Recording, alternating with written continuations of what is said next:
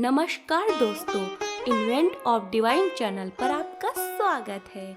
हमारी सीरीज कलयुग की दैवीय घटनाएं के पार्ट 2 में आज हम आपके लिए लेकर आए हैं एक ऐसी रहस्यमयी कहानी जिससे आपको पता चलेगा कि भगवान किसी जाति या धर्म को नहीं बल्कि सच्ची भक्ति को ही स्वीकार करते हैं। तो दोस्तों, वीडियो शुरू करने से पहले अगर आपने हमारा चैनल सब्सक्राइब नहीं किया है तो हमारा चैनल जल्दी से सब्सक्राइब करें। तो इस सीरीज की दूसरी वीडियो में हम आपके लिए लेकर आए हैं भगवान श्री कृष्ण के एक सच्चे भक्त हरिदास खां की कहानी, जो इस्लाम धर्म के थे, लेकिन उनमें ऐसी हरि भक्ति थी जो बड़े बड़े ऋषि मुनियों में भी नहीं थी।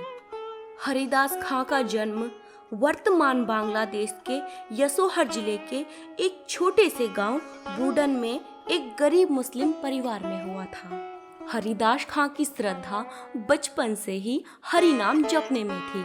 किशोरावस्था में आके उन्होंने संन्यास ले लिया और जंगल में जाकर रहने लगे। हरिदास खां को शांति में रहना अच्छा लगता था। खुद भी वो शांत स्वभाव के थे और हर किसी पर दया करते थे और यही उनका प्रमुख गुण था। वे प्रतिदिन 3 लाख हरि नाम का जाप करते थे। वे एक दिन जंगल में बैठकर हरि नाम का जाप कर रहे थे, वो भी ऊंचे स्वर में। उनकी आवाज सुन एक साधु उनके पास आया और उनसे कहा कि क्या आपका भगवान बहरा है जो आप इतने जोर जोर से जाप कर रहे हैं? तब उन्होंने उत्तर दिया, हे महात्मन, यह हरि नाम बड़ा ही अलौकिक है। इसके जाप करने से ही नहीं बल्कि हरि नाम सुनने से भी प्राणी को इस नरक से मुक्ति मिलती है। मैं इसी वजह से हरि नाम का जाप ऊंचे स्वर में करता हूँ, ताकि इस वन में जितने भी जीव जंतु हैं, इस वातावरण में कई अदृश्य जीव हैं, वह सब मेरी आवाज सुने और मोक्ष प्राप्त करें।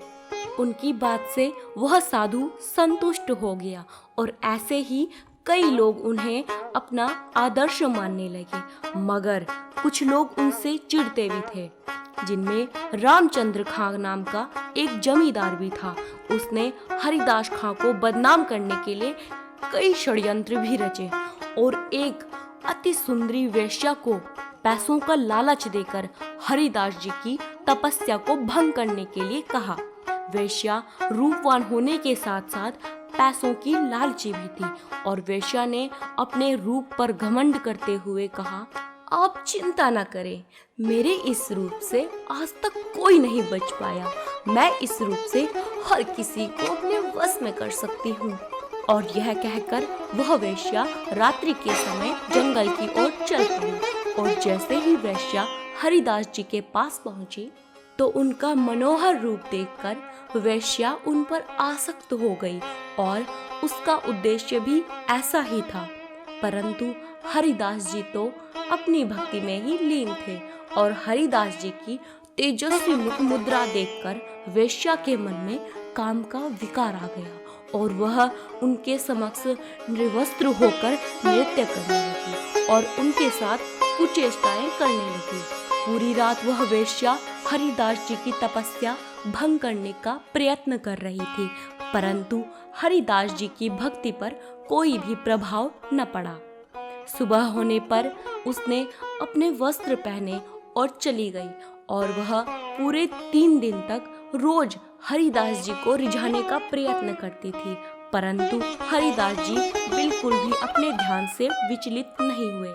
जबकि उस वेश्या के कानों में बार बार हरि नाम गूंजने से उसकी आत्मा शुद्ध हो गई।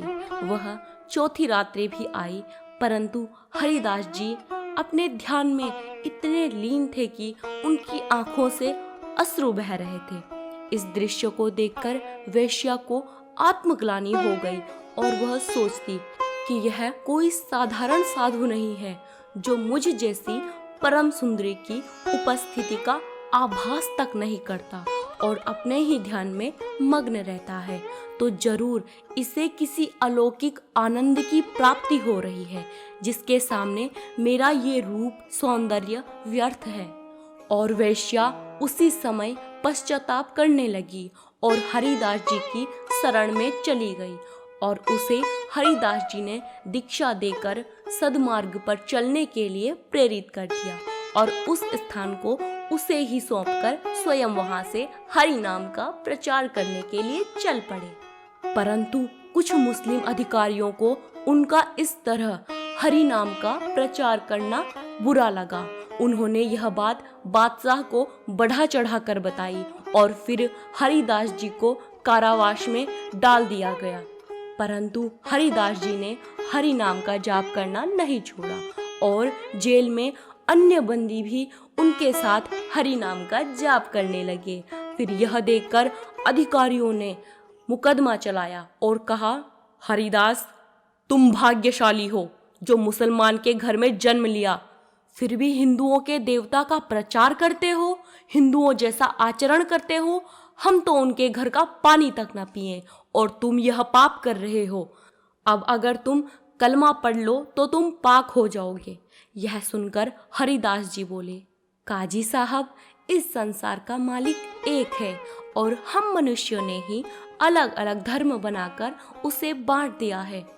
काजी बोला, ये एक अपराध है और तुम्हें इसकी सख्त सजा मिलेगी। और फिर हरिदास जी को बंदी बना दिया गया और उन पर बहुत अत्याचार किए गए। उन्होंने अपनी आत्मा को केंद्र में स्थित कर लिया। फिर अधिकारियों ने उनके शरीर में कुछ हरकत न देखकर उन्हें मरा हुआ समझकर नदी में फेंक दिया, पर वे वहां से बचकर वापस आ गए। शायद इसीलिए कहते हैं, चाको रखे साहियां मार सके ना कोई। जब उन अधिकारियों को इस चमत्कार का पता चला तो वे सभी हरिदास जी के चरणों में आ गए और हरिदास जी के भक्त बन गए।